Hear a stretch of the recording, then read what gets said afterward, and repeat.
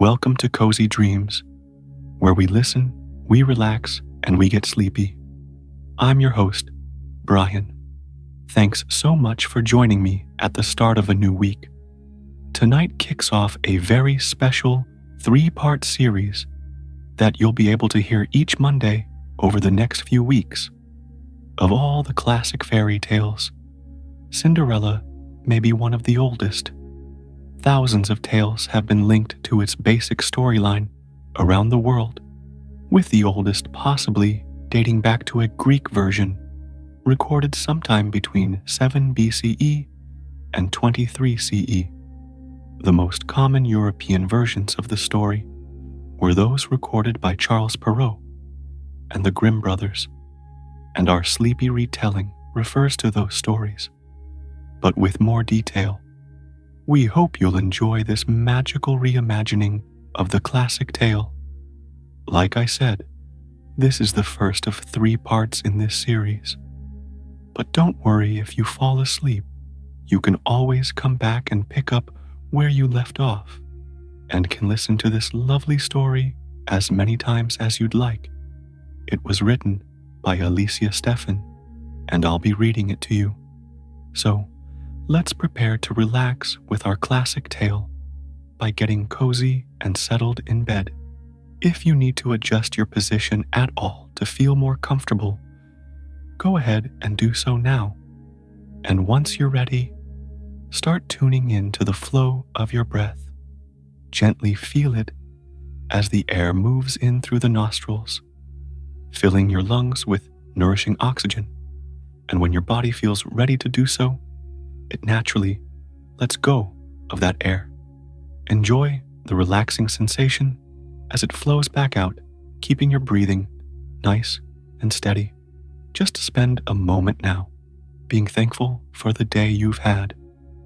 Today was another opportunity to embrace the miracle of life. It's really easy to take it for granted, to lose sight of how special it is to simply be living and breathing in this precious world. And we can all get down at times. We can all find life tough to bear in some moments. But ultimately, we are so lucky to be here. Therefore, my friend, whatever today brought your way, whether it was challenging or whether it was satisfying, I just want you to hold gratitude in your heart at this moment. You got to experience another day in your life, and now is your chance to be thankful and to rest and reset for another fresh opportunity tomorrow. Now, we're ready for our story. So, picture an old house in the countryside, somewhere far away and long ago. It's a quiet place with lush gardens, and nothing terribly remarkable seems to happen there.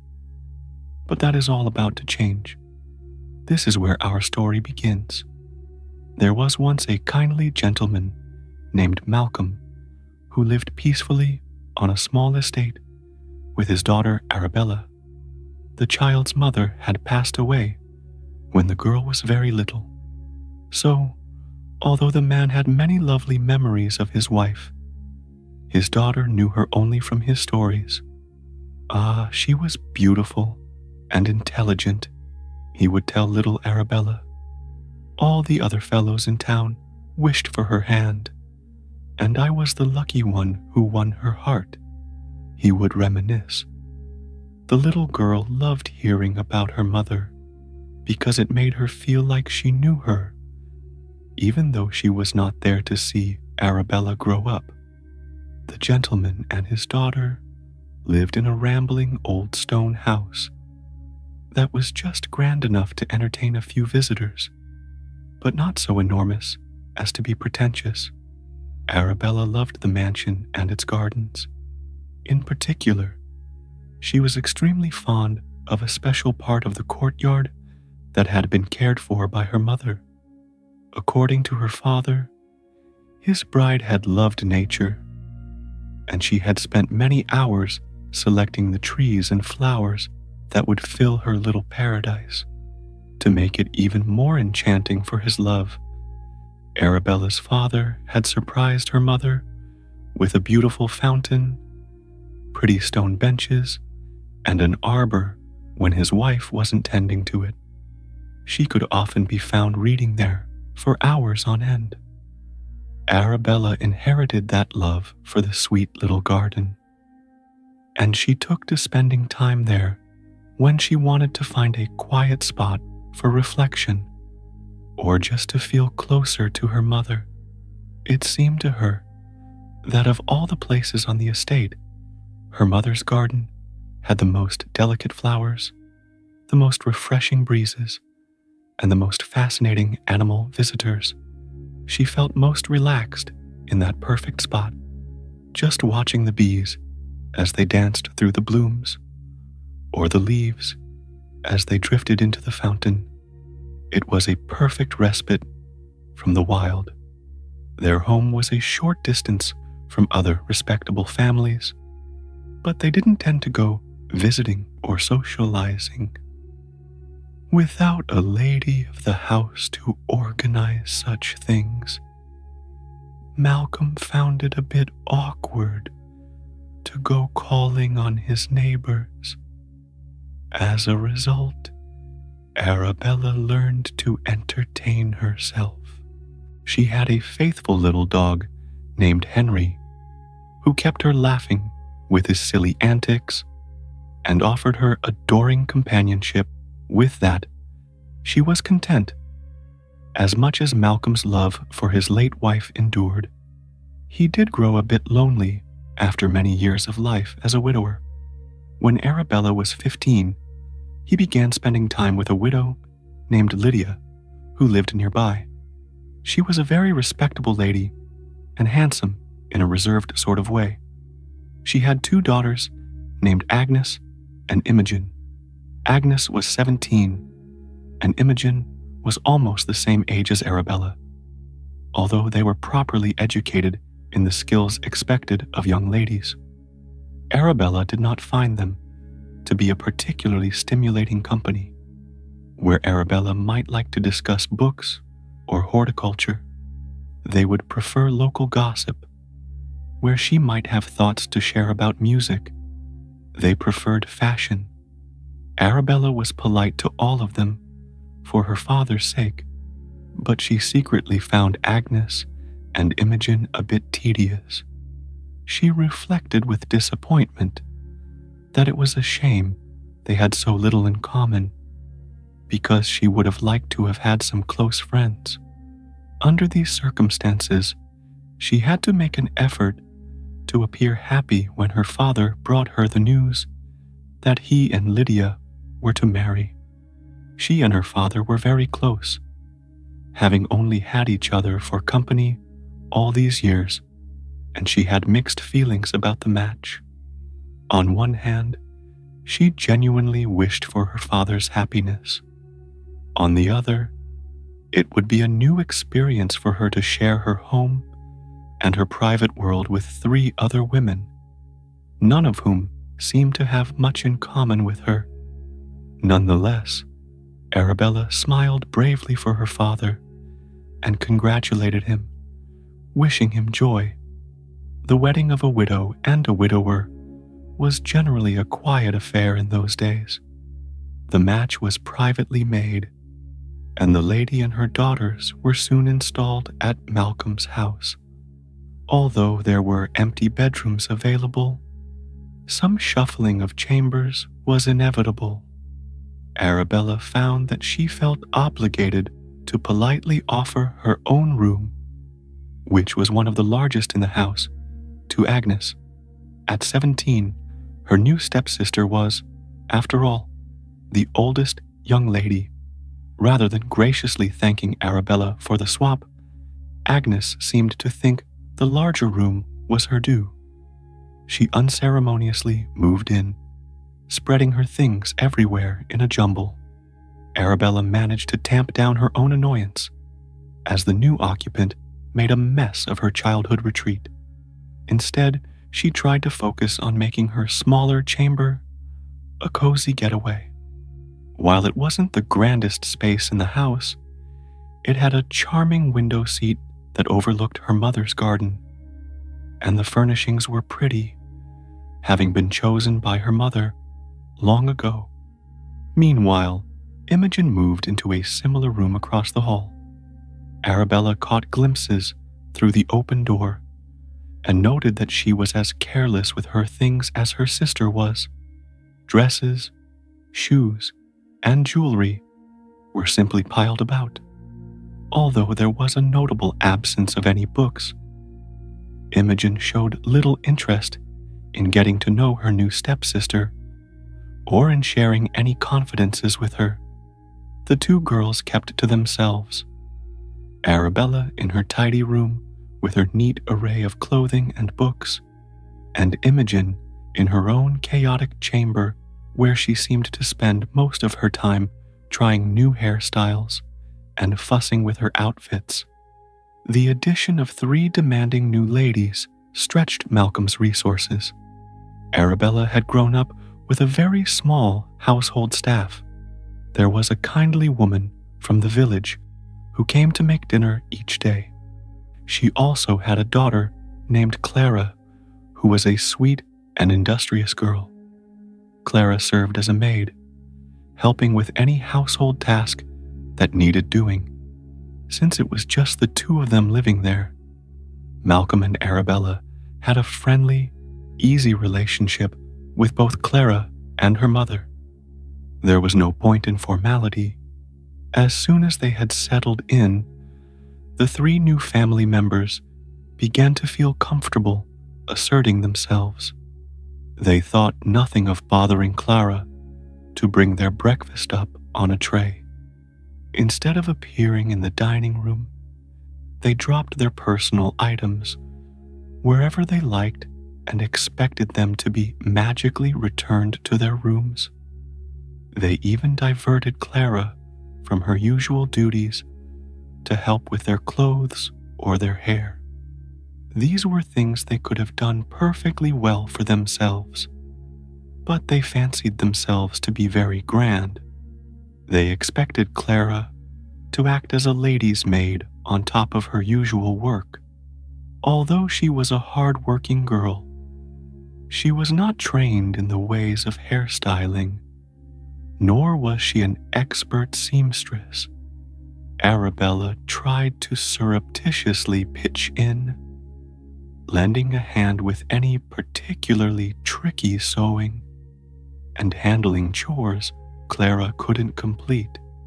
But Lydia was soon complaining to Malcolm that her daughters needed a proper maid who could make them look their best. After all, they would soon be ready to find husbands. In truth, Malcolm didn't understand why she was making such a fuss.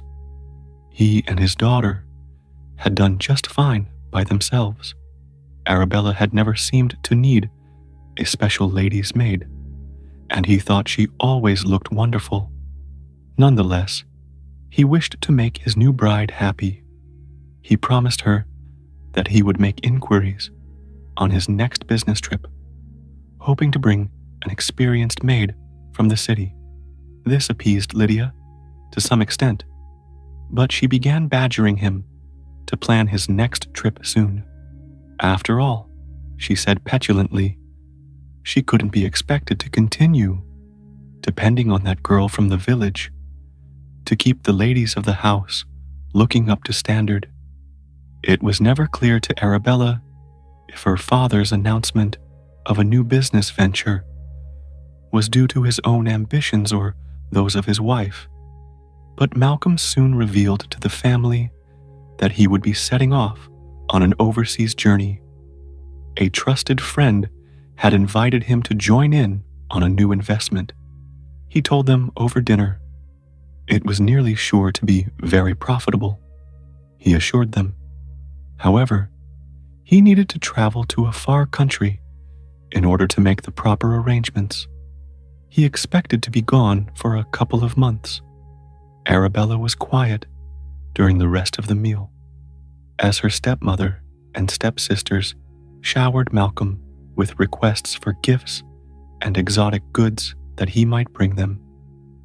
Lydia put on a somewhat unconvincing attitude of being sad that he was leaving, but her obvious delight that he would finally engage a new maid eclipsed her paltry show of regret. For her part, Arabella was dreading months of being cooped up with only her stepmother and stepsisters for company. Furthermore, she was worried about the running of the house. How would things be managed in his absence? After dinner, the two of them took a quiet turn together in her mother's garden. Malcolm held both of her hands in his and looked her directly in the eye. He told her that he knew she was prepared to take care of the estate while he was gone. He would be leaving them ample funds to support them for even longer than he expected to be away, although Lydia would be officially in charge of his affairs during that time. He acknowledged that his new wife had little interest in official business. He was confident Arabella could keep the household running behind the scenes. Arabella was both flattered and nervous about the confidence he placed in her. It was true, she knew the house inside out, and she was on excellent terms with their small staff. She had learned from Malcolm at an early age, following his lessons on money. Most importantly, she was a sensible girl and a quick study. Nonetheless, it felt like a large responsibility. The day of his departure came all too soon, as if in sympathy with his daughter's feelings. The early spring skies were dark and rainy while the carriage waited. The women of the household stood on the front stairs, holding up shawls to shelter from the rain. After a somewhat formal farewell, Lydia turned brusquely and went inside. Agnes and Imogen rushed after her with relief, but Arabella hugged her father close, clinging to him as if she could stop him from going. He patted her on the back, reassuring her that all would be well, and she bravely released him, standing up straight, heedless of the soaking downpour. She smiled. "Not to worry," she told him. "I'll take care of everything until you return." His face showed his love for her as he waved goodbye and climbed into the hired carriage. Then she watched it until it was no more than a small dot on the road. The tempestuous March and April days turned to a balmy summer. Occasionally, a letter would arrive from Malcolm, in which he detailed his foreign travels. The going was hard at times, he reported, but he was also experiencing exotic places he had never expected to see. In June, as the idyllic summer weather rested gently over the countryside, Malcolm sent to communicate, to tell them his travels had been extended. He apologized greatly, but promised it would be worth the trouble, and he enclosed funds to keep the household running for another 2 months. The new influx of money was a huge relief to Arabella, who'd been nervously watching the last of the household budget disappear. To her consternation, however, Lydia seized upon the funds immediately, stating imperiously that Agnes and Imogen desperately needed new clothes. Although the family was located outside of town, there was still a social season to consider, and Agnes was ready to be out in society, she said. Arabella was hesitant to argue with Lydia, but she felt she must speak up. She politely suggested that there were some urgent household concerns that must be dealt with first. The servants needed to be paid, and the larder was growing rather empty. A man from the village was needed to come and tend to some repairs.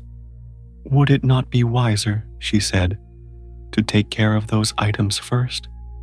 Lydia's reaction to her stepdaughter's boldness was angry and swift. She icily informed Arabella that she would spend the money as she saw fit, and that a 15-year-old girl would not school her in how to run a proper household.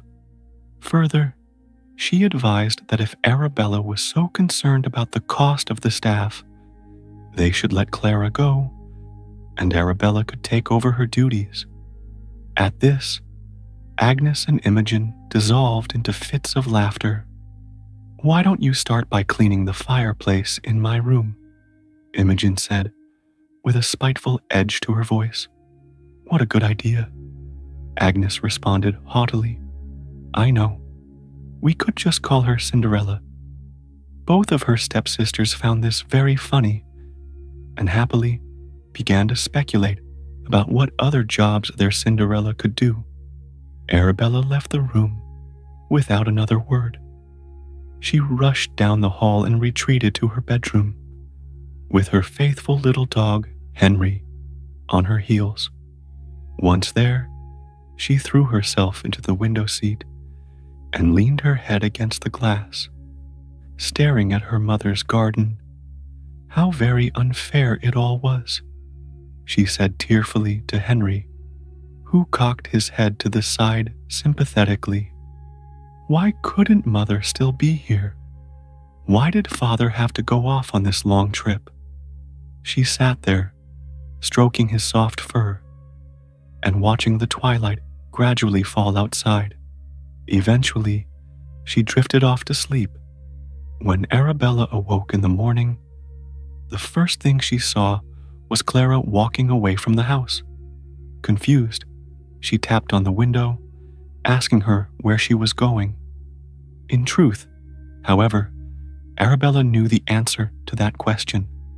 With a sinking heart, she realized that Lydia had no doubt dismissed the maid in order to put Clara's wages towards new clothes and other luxuries. Meanwhile, Henry was being very insistent about leaving Arabella's room. He was whining at the door and madly wagging his tail, pausing to splash some water on her face and tidy her hair. Arabella opened it just as Imogen was exiting her own room, dressed for the day. Her stepsister halted on the threshold, staring at her appraisingly. Then she said, "Oh, look, if it isn't Cinderella. Mother has sent Clara packing, so you have a few chores to take care of."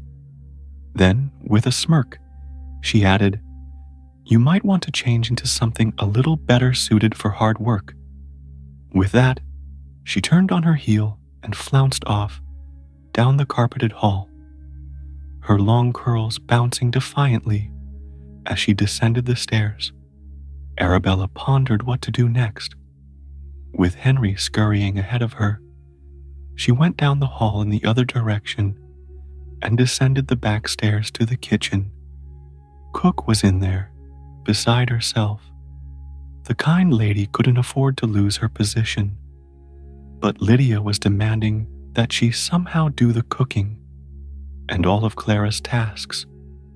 Arabella embraced Cook, who she'd known most of her life, and reassured her that she would not leave her to manage alone, resolutely taking Clara's apron from a hook on the back of the door. She tied it on and asked the older woman where she should start. And that was the day that Arabella, former favored daughter and the only lady of the house, became a servant to her stepsisters and her stepmother, Cinderella. They would call out, "Light my fire, wash my clothes, iron my petticoat." At first, Agnes and Imogen did this with slight hesitation, as if they were aware of how wrong it was to treat her this way. After seeing that their mother was doing the same, however, their demands quickly increased. In fact, they did fewer things for themselves than they ever had before, as if to purposely overload poor Cinderella with an impossible amount of work to humble her completely. They began referring to her only as Cinderella, as if her real name had been forgotten. In time, she heard their childish taunts in her own head, and she began to think of herself that way. After all, the new version of herself seemed to have little to do with the old one. And what else could Cinderella do? She'd promised her father that she would take care of the estate while he was away. Despite the length of his absence, which now stretched even beyond his last estimate, she felt sure that he would appear someday soon. How could she look him in the eye and say, "I didn't want to be a maid.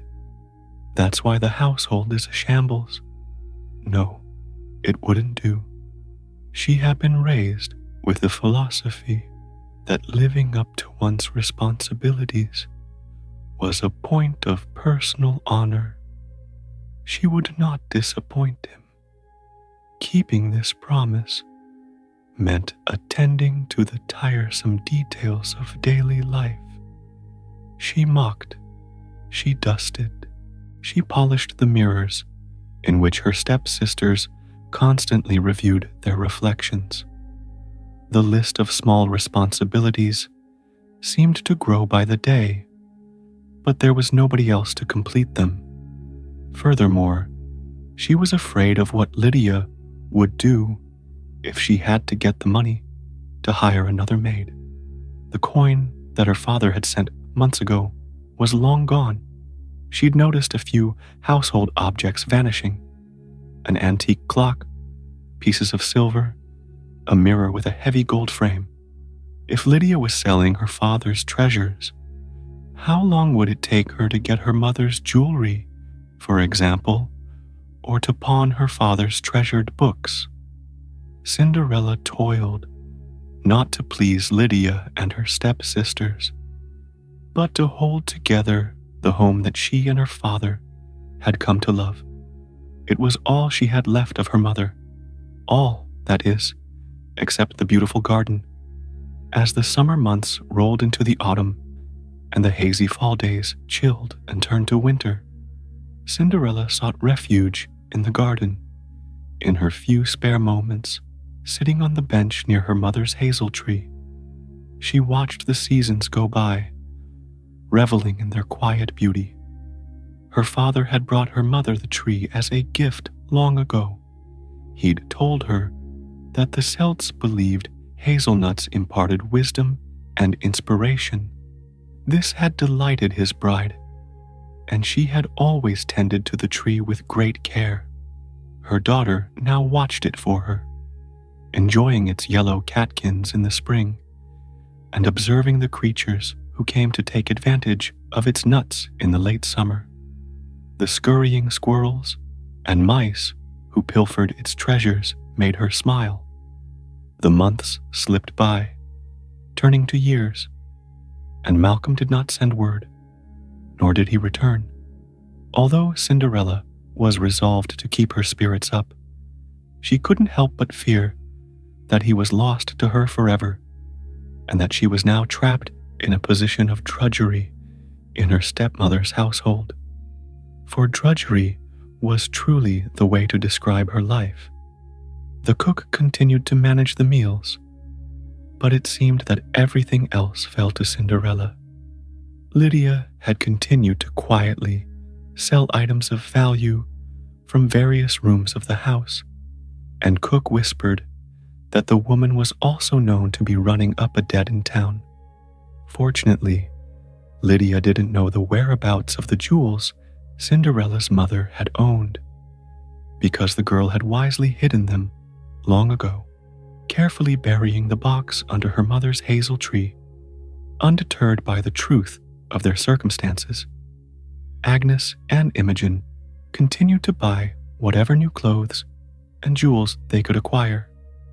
After dressing up, they would take the coach out and visit fashionable people around the area, hoping to be invited to social events. For the two of them were both looking for husbands. Agnes was now 19, and Imogen was 17. It was not just rumors that kept them from attracting suitors. That was certainly a factor, but they were also lacking in wit.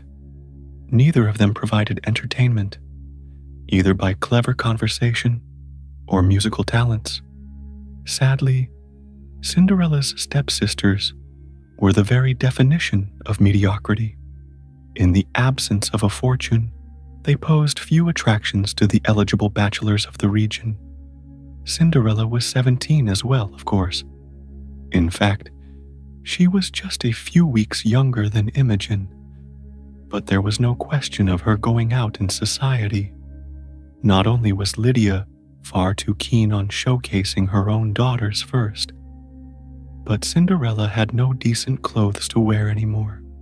She was clever with a needle, but she was not a magician, and she'd had nothing new since being relegated to the role of scullery maid 2 years before.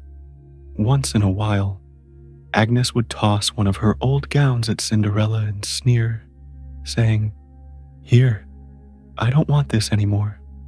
In those cases, the girl would alter the dress to fit her, making it suitable for everyday wear. But in general, she'd made do with clothes that looked shabbier with each passing month.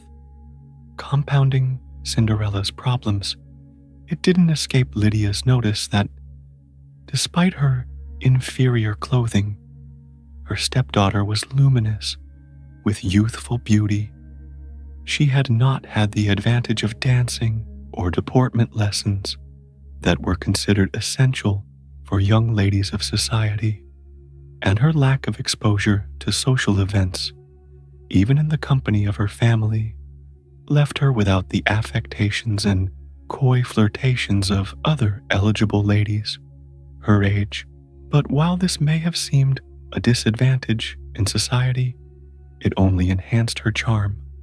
As such, Lydia secretly fumed over the fact that no matter what she took from Cinderella or what she subjected her to, she retained a natural grace and unaffected manner that made her even more beautiful.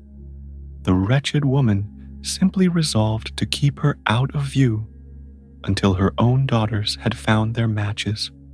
Finally, one autumn day, some news arrived that gave Lydia and her daughters great excitement.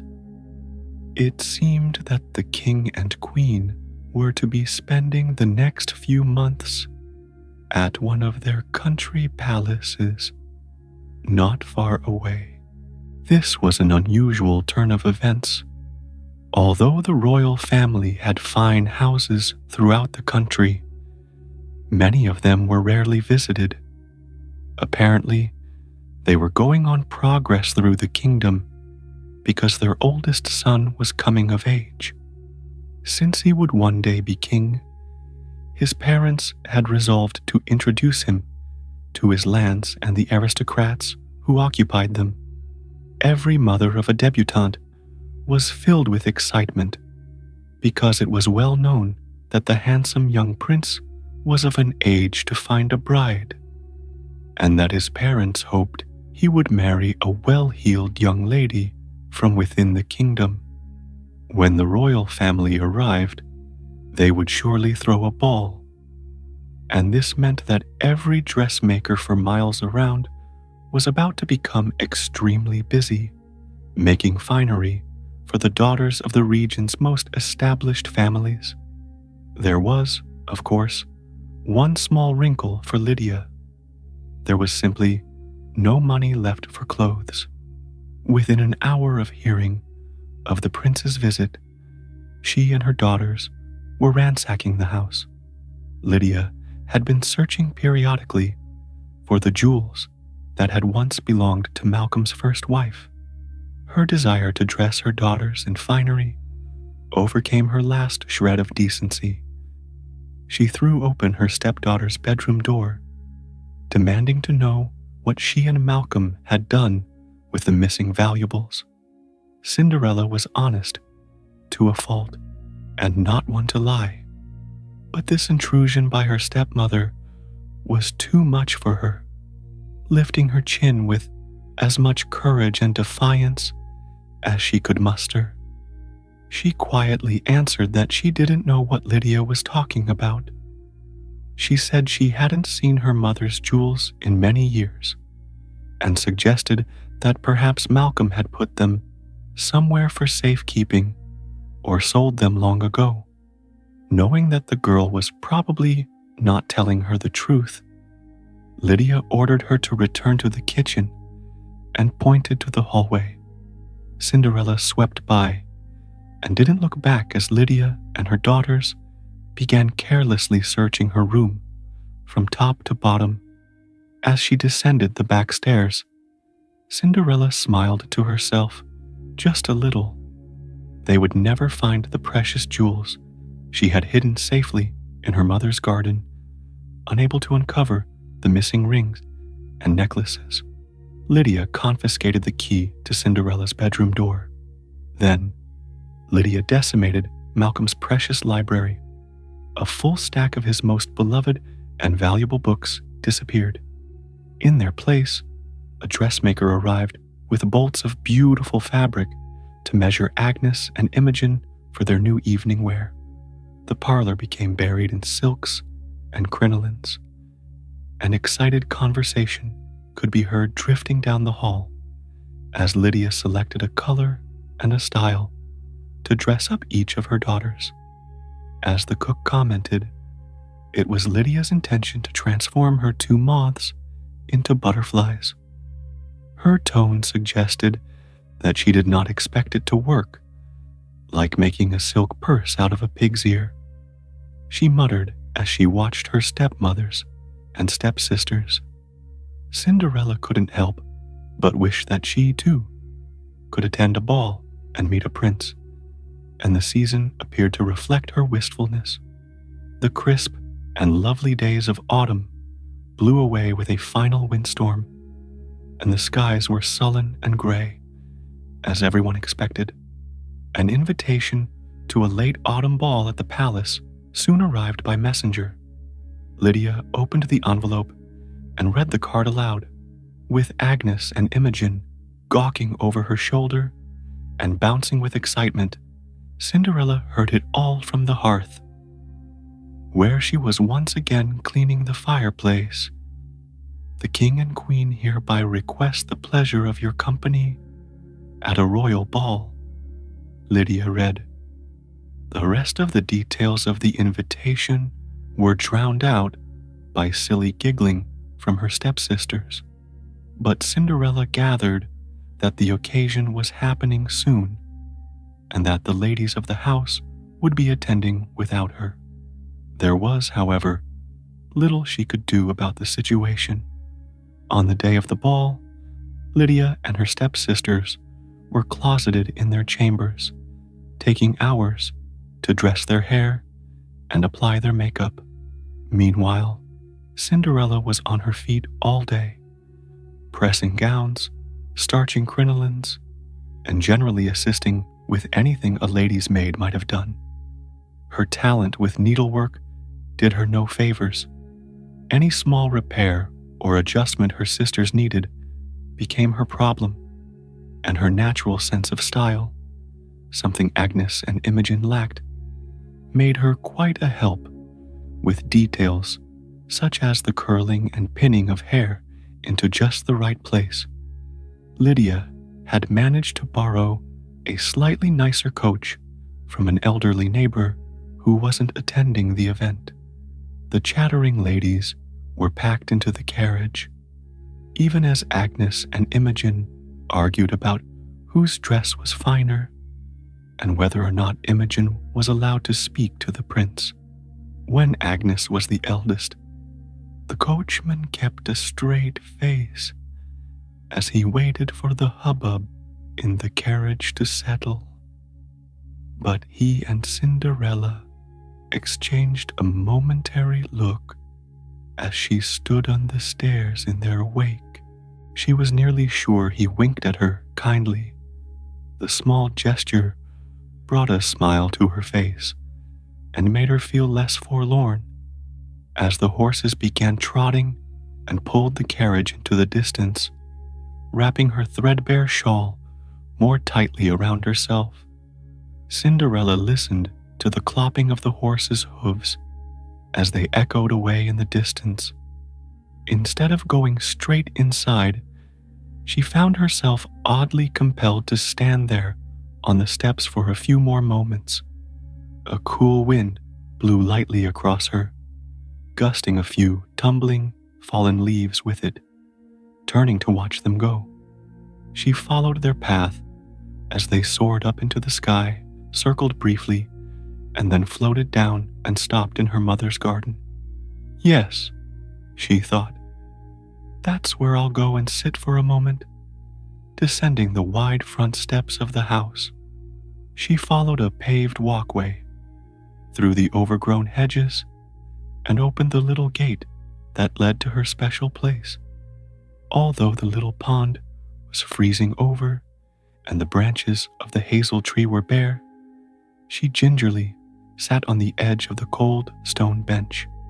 At that moment, her sweet little dog Henry came trotting into the garden.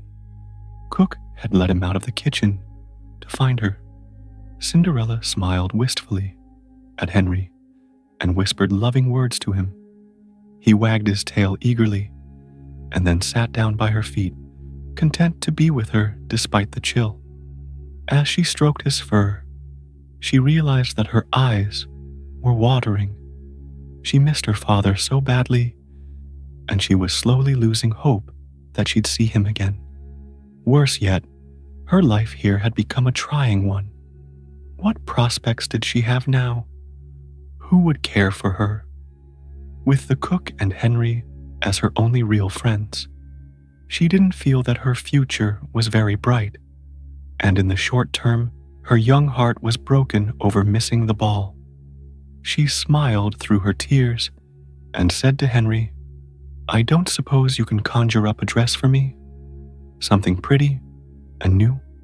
Henry cocked his head to the side as if he understood her. And then something odd happened. Henry started whining and looking at something behind her, over her shoulder, and before she could react, his face was bathed in a warm glow, and his whining had turned to a happy bark. Twisting to see what had caught his attention, Cinderella laid eyes on the most amazing sight she had ever seen. Standing in front of the hazel tree, she saw the shimmering outline of a woman.